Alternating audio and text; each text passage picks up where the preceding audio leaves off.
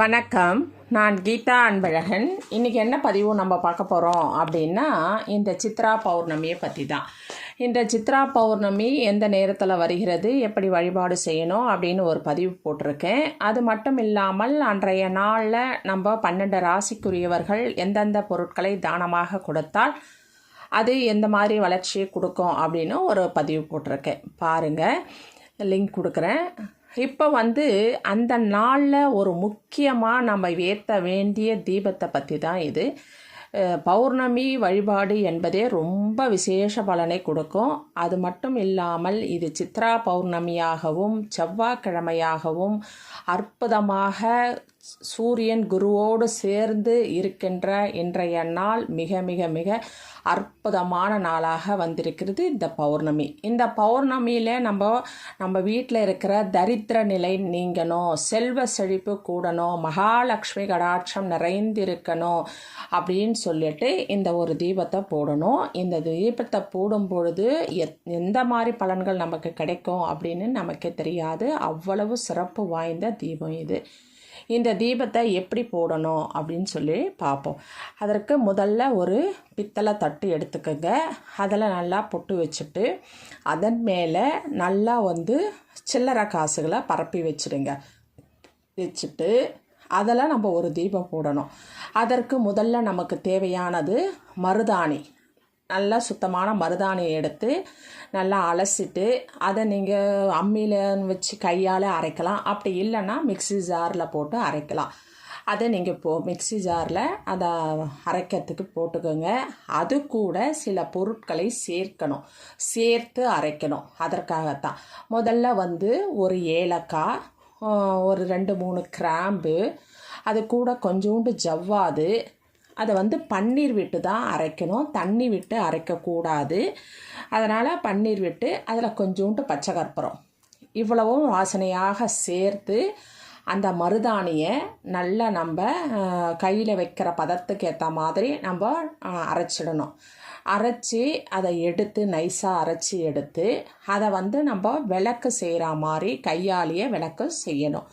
விளக்கு செஞ்சு அதை நீங்கள் நம்ம பஞ்சகாவிய விளக்கெல்லாம் வைக்கும் இல்லையா, அந்த மாதிரி தான் இருக்கும். இது காஞ்சாலும் அவ்வளோ அழகாக வரும். இது ரொம்ப லக்ஷ்மிகரமான விளக்கு. இது இன்றைக்கி மட்டும் போடணும்னு அவசியம் இல்லை. இந்த பௌர்ணமியில் போடலாம், வெள்ளிக்கிழமையில் போடலாம், வரலட்சுமி விரதத்தை அன்னைக்கு போடலாம், அட்சய திருதி அன்னைக்கு போடலாம். அந்த மாதிரி ரொம்ப விசேஷமான நாட்களில் உங்களுக்கு எப்பெல்லாம் வாய்ப்பு கிடைக்குமோ அப்பெல்லாம் போடுங்க, சரிங்களா? இது ரொம்ப அற்புதமான பலன்களை கொண்டு சேர்க்கும். இது நான் ரொம்ப காலமாக போட்டுருக்கேன். நீங்கள் பாருங்கள். இப்போது உங்களுக்கு பிடிச்சிருந்தா கண்டிப்பாக இதை போட்டு பாருங்கள், நல்ல பலன் கொடுக்கும், சரிங்களா?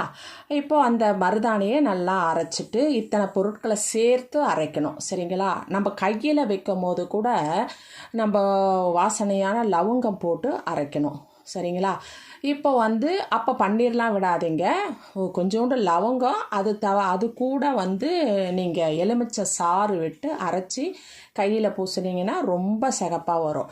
இப்போ நம்ம என்ன செய்யணும், நான் சொன்ன மாதிரி பன்னீர், ஏலக்காய், கிராம்பு, அது கூட வாசனையான ஜவ்வாது அத்தனையும் சேர்த்து பச்சை கற்பூரத்தோடு நல்லா நைஸாக அரைச்சி விளக்கு மாதிரி அதை செய்து, அது கூட நீங்கள் அந்த ஒரு தாமரை, நல்லா செந்தாமரை எடுத்துக்கோங்க.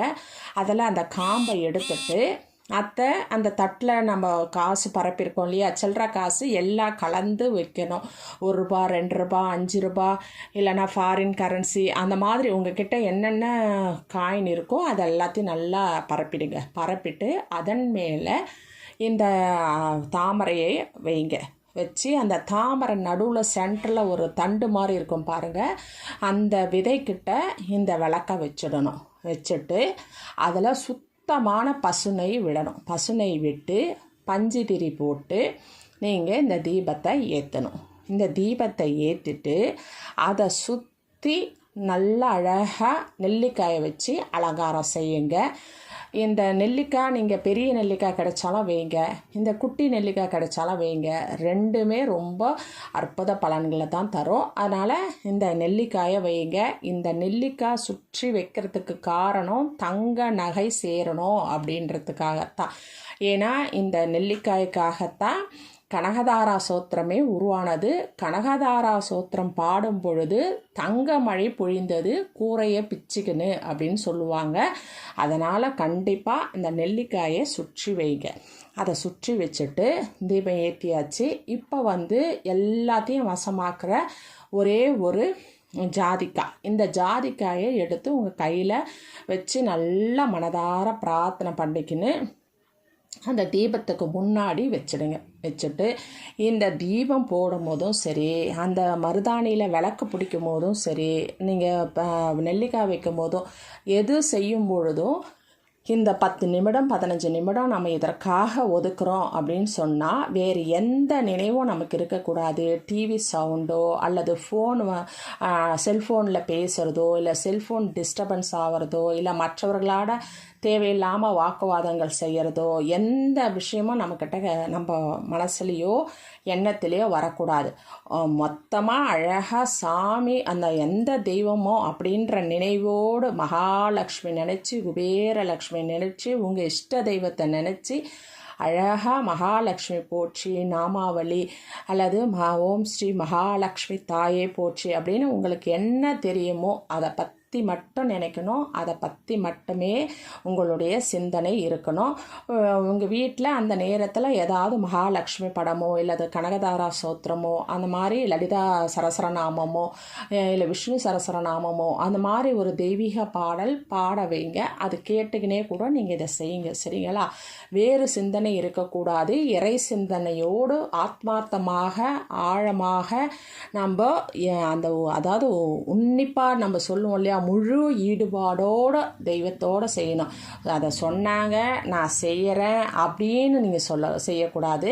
நான் பார்த்தேன், இதை நான் கண்டிப்பாக செய்கிறேன், எனக்கு நல்லது நடக்கும், கண்டிப்பாக என் மகாலட்சுமி அருள் கிடைக்கும் அப்படின்னு ஆணித்தரமாக நம்பி முழு ஈடுபாடோடு நீங்கள் ஆத்மார்த்தமாக சிரத்தையாக செய்யணும்.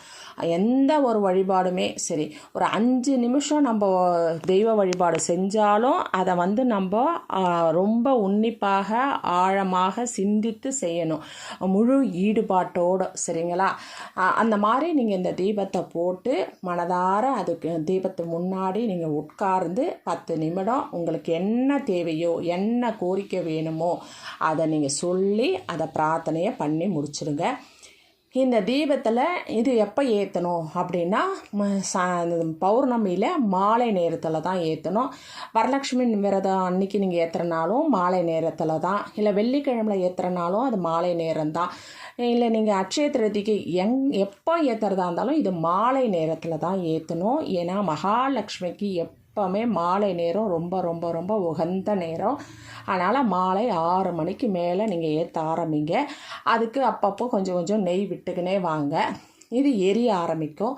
இந்த தீபம் நீங்கள் உறங்குற வரலாம் குறைஞ்சபட்சம் 10 மணி 11 மணி எவ்வளோ நேரம் உங்களால் அதை பார்த்துக்க முடியுமோ அவ்வளோ நேரம் வீட்டில் எரியிற மாதிரி செய்யுங்க.